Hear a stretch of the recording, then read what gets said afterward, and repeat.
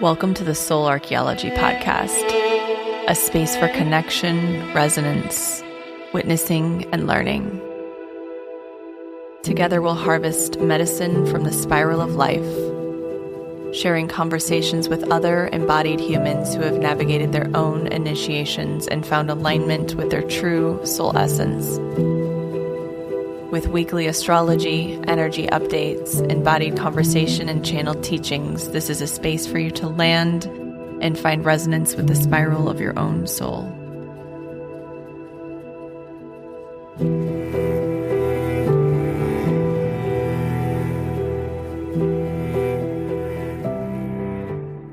Hello, welcome back to Soul Archaeology. Happy Winter Solstice. Happy Yule. I think that there's so much beauty this time of year.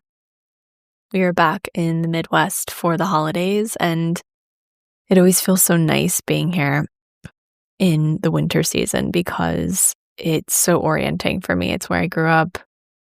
It's what I'm used to. The cycles within my cells and my DNA are attuned to these cycles and rhythms of the earth here in this place. And it always feels nourishing to see the bare trees, to see the resonance of the season so clear in the landscape here with the land. And we had such a deep and potent new moon in Sagittarius last week. If you haven't listened to last week's episode, I encourage you to go back and listen to it. All of it applies to this week and the end of 2025. I also go into the end of 2025 and the forecast for 2026 in my 2026 astrology forecast workshop. You can purchase the replay in the show notes. I have a link for it there. And this was such an incredible group. It was so beautiful to be in the field of so many incredible, attuned women. I felt like we were truly in this field of abundance and expansion and potential, and it was just so incredible. We talked all about the energy of 2026, the specific transits, dates to look out for, the general themes, and then I did a breakdown of each rising sign, a forecast for each rising sign. And then we went into a quantum healing journey. And I had so many people tell me about their experiences on the other side of it and just the somatic sensations they were experiencing and the alignments that have unfolded since the workshop. And this workshop is something you can listen to as many times as you'd like throughout the year. Some people go back to it throughout the year, and it really helps to orient them to the specific energetic thresholds that we move through. You can also do the quantum healing journey as often as you'd like. So you can actually trim down the audio and just save it to your phone to have it to do throughout the year. This year, I also included a 2026 forecast workbook, which has month by month what to expect, the energetics, the energetic themes, journal prompts, just ways that you can work with the energy of 2026 month by month, which is great because it has the full moons, the new moons, eclipses, retrogrades, major outer planet transits and ingresses, just anything that I felt would be significant for the coming year. So you can purchase the replay of that workshop, save it, download it. You get all of the workbook, you get the presentation, the slides that I used in the workshop as well. And that is linked in the show notes. So the energy is just as potent, even if you weren't there live. And thank you for everyone who showed up. It was an incredible group. I think we had over 50 people on the live call. And just an amazing group of people in the field who couldn't make it live, but were there and included in it. And if you are purchasing it, even if it's a month down the road, you're still in that field because that's how the quantum field works. So we have been, over the last 2 months, we have been in this watery grand trine between Jupiter, Saturn, Neptune, and Mercury, Mars, Venus. And this grand trine has really dominated a lot of the energetic themes over the last, really since October. We are officially out of that grand trine, but we still have this trining between Jupiter, Saturn, and Neptune. We of course have Saturn and Neptune at the late degrees of Pisces. Neptune is just sitting at that 29 anaretic degree point of Pisces, bringing us into the great depths of the unknown, of full dissolution of self, of the great mystery. And then we have Saturn there, really forcing us to look at and to audit our relationship with the unknown, our energetic boundaries, our victim consciousness in the sneaky ways it can show up, any ways we're disassociating or escaping or bypassing the work that we need to do to really orient to this coming year and this next chapter.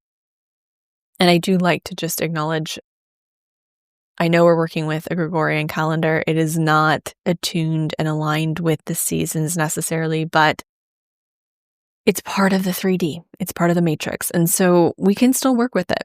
And we can work with it to really get clear on how we work with time, how we work with structure, how we work with the 3D. Saturn is the 3D. It's lead, it's heavy, it's dense, it's weighted, but it's also gravity. It keeps us grounded. It keeps us in line. It keeps us in right relationship with the earth, with the planet, with the land, with time itself. And so when we work with the calendar, the Gregorian calendar, we're working with Father Time, and we're working with the constructs of this 3D, because at the end of the day, we have to. We can't bypass where we are. And so I work with both personally. I work with a calendar year to help orient with the 3D, with the things I need to do and complete.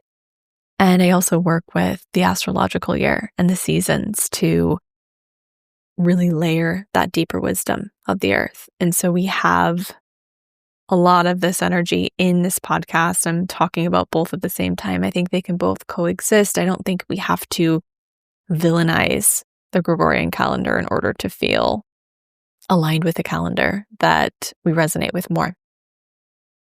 And it's not a surprise that the Gregorian calendar aligns, the beginning of the year aligns with Capricorn season. Capricorn is cardinal earth, so it does provide some structure and containment, some practicality, some structure to help us move through and complete certain things, to ground, to orient. And with the winter solstice, we have the sun entering Capricorn, and we have Capricorn season beginning. So we are moving out of this grand trine in water and moving towards some containment, some structure, some movement, some perhaps clarity. This cardinal earth is so welcomed. And as we move further into January 2026, we're going to start feeling some of the fire of Aries action, orientation, initiation, return. We've been in heavy retrograde season. And so the last few months has been really murky and cloudy and perhaps even unclear. And I really think that Neptune sitting at that last degree of Pisces, Saturn sitting there, it is a little disorienting. We might not get clear. And so I talk a lot about this in the 2026 forecast episode about what exactly the beginning of the year is going to look like, the middle of the year, the ending of 2026. So I'll focus more on this week and the energetics of this week and what to expect. We have, of course, this approach to the end of 2025. We are at the ending of a 9-year. We are at a completion point. We are at this shedding. We're officially out of the Mercury retrograde shadow. We are in a time when the sun is quite literally standing still. We are in the dark, the womb, the great void space. But we do have some containment coming in. And we're in the portal of Yule. And this moment, this honoring of what's not visible yet, The earth is still cold, the trees are bare, the seeds are still underground, and yet something is alive beneath the surface. We can sense and feel that new life is approaching. And I think Yule is really about faith without evidence. All of our ancestors had faith that the light would return. They had to have faith, for that's all they really had. And in many ways, I think that there's a larger theme here. That we've been in this space of having to wait, to trust in deeper ways, to trust that through the darkness, the light will emerge. To trust the cycle when there are no external signs that things are improving. And this is so Capricornian. Capricorn governs patience, endurance, and devotion to what unfolds slowly over time. It teaches us that we don't just act because you see results. Sometimes we have to act, not knowing what the outcome will be. Sometimes we have to have a deeper faith and trust in the cycles of life. I think about our ancestors, especially I think about my ancestors from the north, the Scandinavian lands, and my Norse ancestors. And there were times when the light would disappear altogether for many days, and all they had was faith and hope. They had to access a different kind of sight, a different type of light within the darkness. And I believe that gestation, that period of waiting and hoping and praying and longing for light actually allows us to interact with it in a different way when it actually comes. We go deeper into ourselves. We access a different type of sight within this space. And this, of course, is a metaphor for where we've been collectively and individually over the last few years. I know so many people have been in this dark space, this great void space, this womb space of having to feel so much, acknowledge so much, confront so much in your own underworld and the collective underworld as well, without any promise that things will get better, without any evidence that things will improve or heal or evolve. I like to say we've been in this great trust fall with the universe. And we show up every single day, trusting that the light will return, trusting that if we befriend the darkness, the light has no choice but to come back to us. And I think in so many ways, this is what Capricorn season represents. When the sun enters Capricorn at the solstice, the light begins to increase, but it's imperceptibly. No one would notice unless they were really closely tracking the sky. And Capricorn season asks us the same thing that Yule does. It says, who are you when no one is watching? What do you tend when there is no one to give you feedback or to give you applause or to acknowledge what you've done? What are you devoted to in the dark? And I think in so many ways, this is what Capricorn represents. It represents the tiny, minuscule choices we make every single day that form the fabric of our lives. It represents our devotion. What are we devoted to? What are we choosing every day? I think about a goat climbing a mountain. Many little small steps to get to the top. And this is Capricorn season. And I'm encouraging everyone right now to really sit with what small, tiny steps and choices can you make every single day to get you to a place of alignment with what you desire to call in. We are in this magical darkness, this period of silence and anticipation. But that doesn't mean we have to fully let go of what we're devoted to or let go of our practices and rituals that ground and orient us. If anything, we need to lean further into them. Surrender doesn't mean collapse. It means softening. It means trusting. It means softening. It means releasing our control and grip over what we desire to unfold. and dropping deeper into faith. But we need aligned choice with the surrender. So while we're surrendering, while we're softening, while we're deepening our faith, we also need to attune our choices to the new energy, the new frequency, the new timeline. So we've been in this vast unknown, the great mystery, and Capricorn season starts to bring in some containment, some structure, some healthy earth medicine to help us orient and ground. Just like in Yule, Capricorn season teaches us that we must tend the flame even when we have no idea what's to come. We are in the great void, the darkness. We are ending a 9-year in numerology, a year of shedding, release, long arcs completing. By the time we reach Winter Solstice and Capricorn season, much of what has been dissolving all year finally just settles into the bones.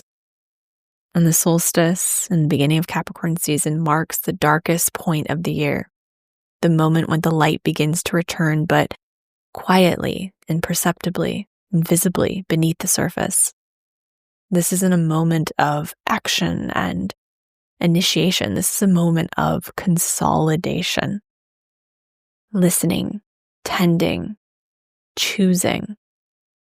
And with Capricorn season this week, we might be feeling the weight or the responsibility of what we're carrying forward. Capricorn rules time, devotion, integrity, boundaries, maturation, the long arc of effort and devotion and choice. This is a point of reckoning, of looking at your bag of what you've been carrying and discerning what is sustainable, what is real, what would you like to carry into this next chapter. Capricorn is the elder, the mountain, the bone. It's the one who has lived long enough to understand consequence and responsibility. It's ruled by Saturn. So it's ruled by time and containment and choice. It's the mountain that forms over millions of years. It's the bone in that it's the structures that keep us upright, that keep us aligned. We move from mutable fire, Sagittarius season, which expands the mind, it expands the horizon, into Capricorn, cardinal earth, that decides what can actually be built. This is a point of discernment and reckoning, really sobering to what is actually practical, what is real, what is tangible, what is realistic. Capricorn season is when spirit says, show me. Not in words, not in intention, but in choice. In how you structure your days, your energy, your commitments, your boundaries. Capricorn is the initiation out of adolescence, psychologically, spiritually, culturally. It's the moment we are asked to take responsibility not only for what we desire, but for the impact of our choices over time. This is why Saturn can feel sobering and grounding and sometimes even heavy, like lead, because it really strips away excess and illusion so that what remains is real, intangible, and tactile, and dependable. And because we are at the end of a 9-year, Pluto recently completed its long journey through Capricorn. Saturn and Neptune are completing their time in Pisces. We're at this precipice of an entirely new astrological era in 2026. I think this Capricorn season is less like a new beginning and more like an audit. We're being asked to look honestly at the structures we've been living inside, the roles we've embodied and are now outgrown, the responsibilities we've taken on, consciously or unconsciously, the identities we've inhabited. And once again, the ways we've built our life around survival rather than truth and authenticity, which is something Sagittarius season brought up as well. For the last 15 years, we've been in a journey with Pluto and Capricorn. So the area of our chart that Capricorn inhabits has been excavated down to the deepest layers, exposing where we have unsupportive systems internally and externally, corrupted systems, false authorities internally and externally. And now this part of our chart really wants to be inhabited differently. In this Capricorn season, we get to really see what an entire year of Pluto and Aquarius can feel like. We get to really sit with, because Pluto moves so slowly, we get to sit with what has happened over the last 16, 17 years. This is the ending of an era. We are completing so many internal and external patterns where we give our power away, where we seek external authority, where we're operating on old operating systems, where we need to let go of outdated beliefs, systems, where we are running our lives rooted in the ego that really cares what other people think. This is the shadow of Capricorn, is it can feel run by other people's opinions. And this is about doing the work in the darkness when no one else is watching. This is about aligning each and every teeny tiny choice with what you truly desire to create in your life. It's about doing what you say you're going to do and showing up for life in your inner parts in integrity. This is not about doing more. That is a shadow aspect of Capricorn. This is about being way more intentional about what we are doing, what we are choosing. It's about choosing integrity over approval, and depth over speed, sustainability over intensity, and over functioning. I believe the new earth is built quietly through sacred choice, sovereignty, responsibility chosen with love and integrity. The new earth is built through embodiment, embodying our highest frequency by aligning each and every tiny little choice with that frequency. We aren't going to have this massive unveiling of the new earth. It's built piece by piece internally every single day. It's a practice. So on the 21st, Capricorn season begins, and then on the 24th, Christmas Eve, Venus enters Capricorn. So the planet of love and values and beauty lands in the land of Saturn. Responsibility, choice, commitment, devotion. So love, money, relationships, values take on a more serious, sober, clarifying tone. Venus in Capricorn is devotional. It has us look at what we're tending, what we're choosing, what we are devoted to. Whatever we think about or do most in our lives, day to day, is what we're truly devoted to. And of course, Venus is sobered in Capricorn.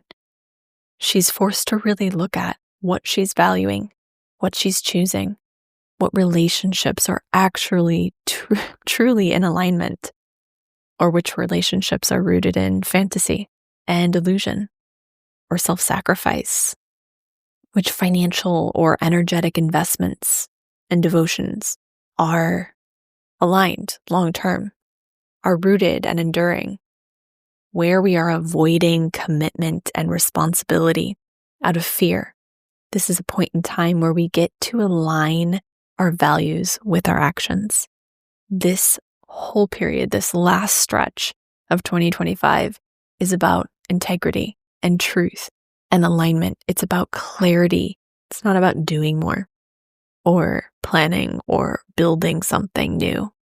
It's about refining what's already here, about aligning our choices with what we're calling in, the frequency we're moving towards, and to rest into the dark womb of the mother, to let the year compost fully.